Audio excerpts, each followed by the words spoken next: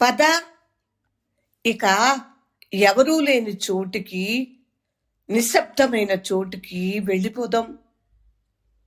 పద ఇక ఎవరూ లేని చోటుకి, నిశ్శబ్దమైన చోటుకి వెళ్ళిపోదాం.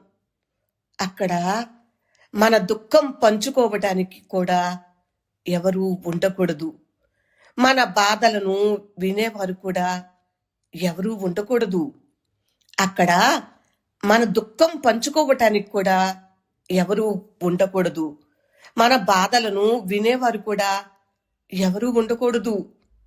అక్కడ తలుపులు గోడలు లేని ఒక ఇల్లు కట్టుకుందాం.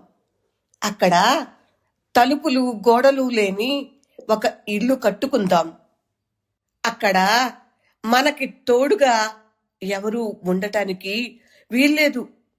నా మౌనాన్ని ప్రశ్నించేవారు ఉండకూడదు.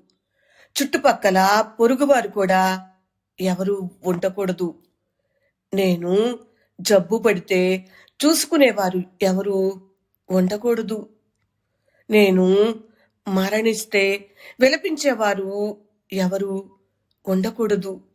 పద ఎవరూ లేని చోటుకి వలసపోదాం. మూలకవి మీర్జా గాలిబ్. తెలుగు అనువాదం గీతాంజలి. వెళ్ళిపోదాం. కవిత విన్నారు కదా? మీకు నచ్చిందా? నచ్చితే లైక్